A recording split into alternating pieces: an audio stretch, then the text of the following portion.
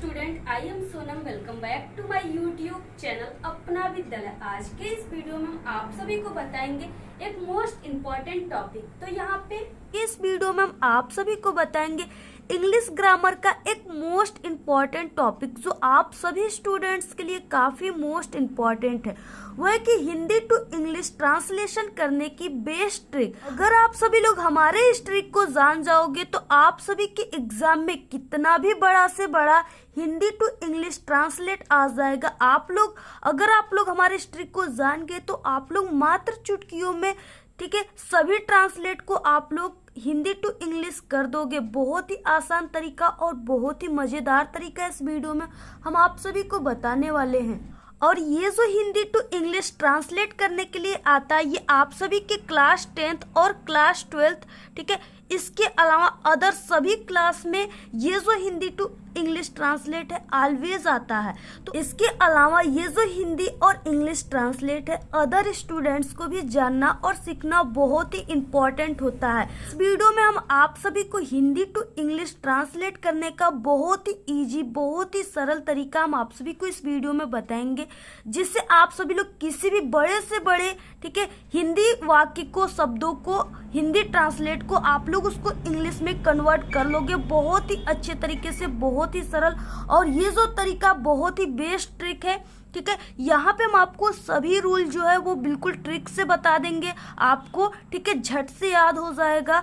और हाँ, जो कमजोर छात्र हैं, जिसे इंग्लिश जो है जिनकी कमजोर है, ठीक है, तो इस ट्रिक से जिसे इंग्लिश पढ़ना नहीं आता वो भी इंग्लिश ट्रांसलेशन कर लेगा हमारे इस ट्रिक से। 100% गारंटी है।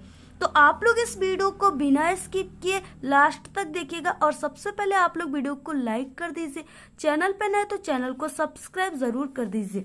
तो ये देखिए जो है हम आप सभी के इस वीडियो में बता रहे हैं, ये जो हिंदी टू इंग्लिश ट्रांसलेट है ये बहुत ही वेरी वेरी मोस्ट इम्पॉर्टेंट है, ठीक है। सबसे पहले आप लोग वाक्य को पूरा पढ़ें और उसे पहचाने कि वो कौन सा टेंस है, ठीक है। तो सबसे पहले हम वाक्य पढ़ लेते हैं। वाक्य है कि एक ईमानदार व्यक्ति सदैव न्याय और सच्चाई के पथ का अनुसरण करता है, ठीक है। अब यहाँ पे देखिए अनुसरण करता है, यानी यहाँ पे करता है किस में आता है, ये प्रेजेंट टेंस में आता है, ठीक है, यानी present tense, present indefinite tense, ठीक है, प्रेजेंट कंटीन्यूअस टेंस, ये सब जो होता है ये प्रेजेंट टेंस में आता है। इसमें क्या होता है, यस या यस लगता है और इज एम आर लगता है, ठीक है, इस तरीके से। और जैसे नॉट का यानी नहीं का यूज हो गया तो उसमें डज नॉट, डू नॉट लगता है, ठीक है, इस तरीके से इज नॉट, आर नॉट, ऐसे इसमें यूज होता है, ठीक है। तो ये क्या है, प्रेजेंट इंडेफिनिट टेंस है। और बाकी यहाँ पे वो कभी किसी को धोखा नहीं देता, इसमें भी प्रेजेंट टेंस है। ईमानदारी सच्चे सुख व शांति का स्रोत है, ये भी प्रेजेंट टेंस है। उसके लिए ईमानदारी ही सबसे उत्तम नीति है, इसमें भी प्रेजेंट टेंस है, यानी ये पूरा वाक्य जो है प्रेजेंट टेंस में है। तो अब आपको इसको बनाना कैसे है, देखिए सबसे पहले क्या है कि ट्रांसलेशन करते समय आपको सब्जेक्ट को पहचानना है, ठीक है, कि इस पूरे वाक्य में सब्जेक्ट कौन है। सब्जेक्ट को पहचानना है और उसे सबसे पहले लिखना है। तो सब्जेक्ट को अब आपको कैसे पहचानना है, ठीक है, इसके लिए हम आपको ट्रिक बताएंगे। आपको घबराने की कोई भी जरूरत नहीं है, ठीक है। तो देखिए कौन से प्रश्न पूछने पर सब्जेक्ट मिलता है, ठीक है, क्या कौन से प्रश्न पूछने पर सब्जेक्ट मिलता है, ठीक है। तो चलिए अब इस वाक्य में हम कौन से प्रश्न पूछते हैं। देखिए मुझे सब्जेक्ट मिल जाता है, तो यहाँ पे दिया है एक ईमानदार व्यक्ति सदैव न्याय और सच्चाई के पथ का अनुसरण करता है, ठीक है। तो यहाँ पे कौन करता है, ठीक है, हमने कौन से प्रश्न पूछा तभी हमें सब्जेक्ट मिलेगा। तो यहाँ पे कौन करता है, तो एक ईमानदार व्यक्ति, ठीक है, कौन, एक ईमानदार व्यक्ति। अब देखिए एक ईमानदार व्यक्ति का जो स्पेलिंग हो जाएगा वो क्या होता है, एन ऑनेस्ट मैन, ठीक है। यहाँ पे क्या हो जाएगा, एक ईमानदार व्यक्ति का एन ऑनेस्ट मैन। अब देखिए यहाँ पे हमने एक की स्पेलिंग जो है वो ए क्यों नहीं लिखा, एन क्यों लिखा। यहाँ पे देखिए एक ईमानदार व्यक्ति यानी एन ऑनेस्ट मैन। अब यहाँ पे जो एक होता है इसकी स्पेलिंग जो होती है वो ए होती है, ठीक है, और एक एन होता है। तो यहाँ पे हमने एन क्यों लिखा, क्योंकि जो यहाँ पे ऑनेस्ट लिखा हुआ है, ऑनेस्ट का मतलब ईमानदार, ठीक है, तो इसमें क्या है, जो यच जो है ये साइलेंट है। वैसे तो ये इसको हॉनेस्ट पढ़ेंगे, बट यहाँ पे जो यच है ये साइलेंट है, और ये जो स्पेलिंग शुरू होती है यहाँ से उच्चारण ये ओ से शुरू होती है, ठीक है, और ओ जो है ये एक वोवेल है, और वोवेल के लिए क्या होता है, एक की स्पेलिंग एन लगाया जाता है, ठीक है। तो यहाँ पे देखिए क्या हो जाएगा, जैसे वो एक सेब है, ठीक है, तो क्या हो जाएगा, यानी दैट इज एन एप्पल, ऐसे हो जाएगा, यानी वहां पे एप्पल हो, ए है, A double P L E होता है, तो ये ए से शुरू है, ए क्या है, वोवेल है, ए ओ आई ये सब क्या होते हैं, वोवेल होते हैं। तो इसके लिए जो ए की स्पेलिंग होगी वो ए नहीं होगी बल्कि एन होगी। तो यहाँ पे हमने लिखा है एन ऑनेस्ट मैन, ठीक है, एक ईमानदार व्यक्ति, और उसके बाद क्या है, यानी यहाँ पे सदैव को इस तरीके से एक ऑब्जेक्ट में ले लेते हैं हम, तो यहाँ पे हो जाएगा एन ऑनेस्ट मैन, सदैव की क्या होती है, ऑलवेज, ठीक है। तो यहाँ पे एन ऑनेस्ट मैन ऑलवेज किस पे, न्याय और सच्चाई के पथ का अनुसरण करता है, ठीक है, क्या करता है, अनुसरण करता है। तो यहाँ पे अब क्या हो जाएगा, यानी वर्ब सब्जेक्ट, ठीक है, प्लस यहाँ पे कोई अदर हो गया, यहाँ पे जैसे ऑलवेज तो हमने इस तरीके से लगा दिया, और देखिए सब्जेक्ट प्लस वर्ब, ठीक है, और प्लस ऑब्जेक्ट, तो यहाँ पे वर्ब लगाएंगे। अब इसके बाद तो यहाँ पे क्या है, यानी कि यहाँ पे प्रेजेंट टेंस था, प्रेजेंट इंडेफिनिट, तो इसमें क्या रहेगा कि जो वर्ब लगेगा उसमें, जो वर्ब रहेगा उसमें यस और यस का यूज होगा, ठीक है। तो यहाँ पे क्या है, यहाँ पे अनुसरण, अनुसरण करना का मतलब फॉलो, ठीक है। अब इसमें हम यस लगा देंगे क्योंकि ये एक वचन है तो इसमें सिर्फ यस ही लगेगा। तो यहाँ पे क्या हो जाएगा, या अनुसरण की क्या हो जाएगा, यानी कि फॉलो। अब देखिए यहाँ पे फॉलो हो जाएगा, ठीक है, और यहाँ पे ये प्रेजेंट टेंस है, यानी इसमें हम यस का यूज करेंगे, ठीक है, तो ये हो जाएगा फॉलोज। तो यहाँ पे क्या हो जाएगा, an honest man always follows. अब देखिए किसका अनुसरण करता है, तो न्याय और सच्चाई के पथ का, ठीक है। अब यहाँ पे क्या हो जाएगा, फॉलोज द, पथ का क्या होता है, पाथ, ठीक है, तो द पाथ,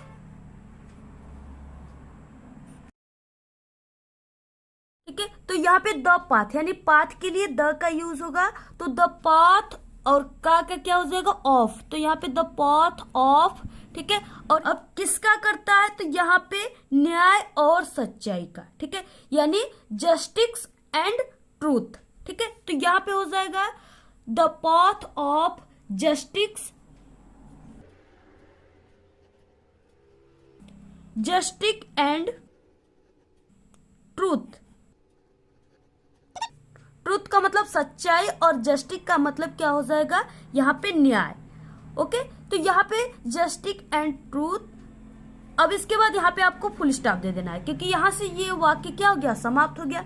इसके बाद नेक्स्ट लाइन में आता है यहाँ पे, वह कभी किसी को धोखा नहीं देता है, ठीक है, कौन नहीं देता है, वह की स्पेलिंग क्या हो जाएगी, ही, तो यहाँ पे ही, ठीक है, अगर गर्ल्स रहता तो यहाँ पे सी हो जाता, तो यहाँ पे ही।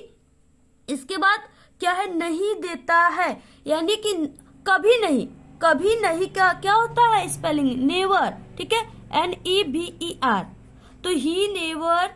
इसके बाद यहाँ पे क्या हो जाएगा, क्या नहीं देता है, तो धोखा, मीन्स की cheats,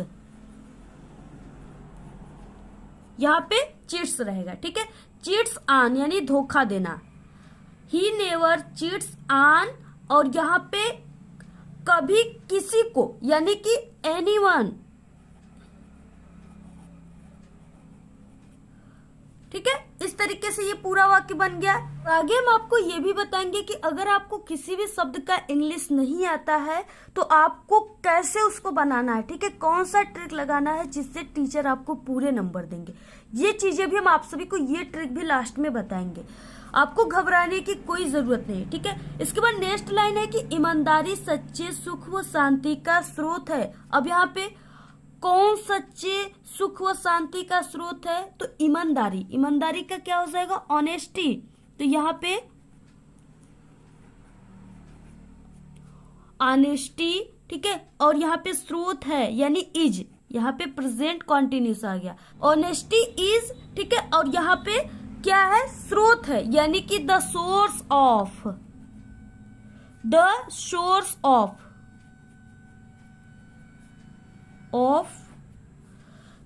honesty is the source of, तो यहाँ पे किसका है, सच्चे सुख, यानी कि यहाँ पे ट्रू हैप्पीनेस।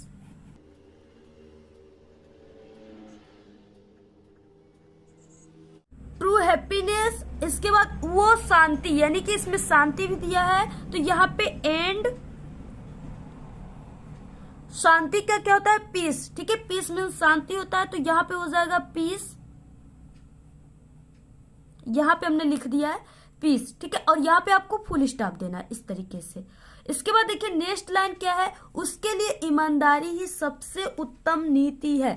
तो यहाँ पे क्या है, उसके लिए, यानी कि यहाँ पे क्या हो जाएगा, उसके लिए की स्पेलिंग क्या होती है, फॉर हिम। ठीक है, क्या होती है, फॉर हिम, उसके लिए। और यहाँ पे क्या, ऑनेस्टी, यानी कि ईमानदारी, तो यहाँ पे हो जाएगा ऑनेस्टी, ऑनेस्टी। और यहाँ पे क्या है, प्रेजेंट कंटिन्यूस है, यहाँ पे इज, यानी कि फॉर हिम ऑनेस्टी इज सबसे उत्तम, यानी कि द बेस्ट, सबसे उत्तम, यानी सबसे अच्छे के लिए क्या लगता है, यहाँ पे बेस्ट लगता है, और उससे भी अच्छा नहीं, उत्तम, सबसे उत्तम के लिए द बेस्ट का यूज होता है। ठीक है, यानी ये डिग्री में आ गया, सुपरलेटिव डिग्री, तो यहाँ पे द बेस्ट। और नीति का मतलब होता है मीन्स की पॉलिसी, तो यहाँ पे पॉलिसी, और लास्ट में आपको फुल स्टॉप। यानी इस तरीके से आप सभी को क्या करना है, पूरा आप सभी को ऐसे ही बनाना है, और आपको लास्ट में फुल स्टॉप देना है। ठीक है, यानी इस तरीके से आप सभी को पूरा बनाना है ऐसे ही।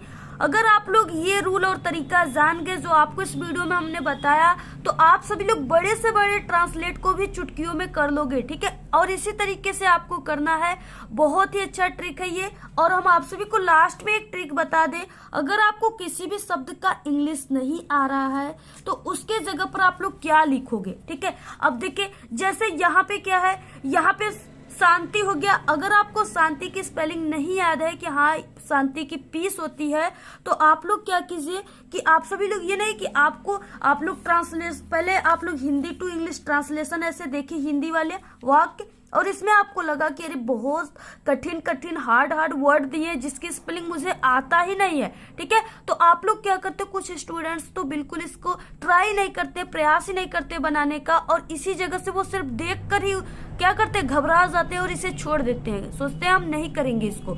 लेकिन हम आप सभी को बता दें यहाँ पे कुछ ट्रिक, अगर आपको किसी भी शब्द का इंग्लिश नहीं आए तो आप सभी को ये ट्रिक लगाना है, टीचर आपको पूरे नंबर देंगे। ठीक, अब देखिए जैसे इसमें क्या है, कोई भी वर्ड है जो जिसकी स्पेलिंग आपको नहीं आती। ठीक है, जैसे यहाँ पे शांति है, और शांति की स्पेलिंग आपको नहीं पता है कि पीस मीन्स होता है शांति, तो आप लोग क्या कर दीजिए, यानी बनाते समय आप लोग इसकी हिंदी टू इंग्लिश ट्रांसलेट, आप लोग यानी कि जैसे शांति है तो आप लोग शांति क्या बिल्कुल, ठीक है, यानी जो शांति लिखा है उसी को आपको इंग्लिश में शांति लिख देना है। ठीक है, अगर आपको पीस नहीं पता है तो ऐसे इसमें कई है, जैसे धोखा हो गया, अनुसरण हो गया।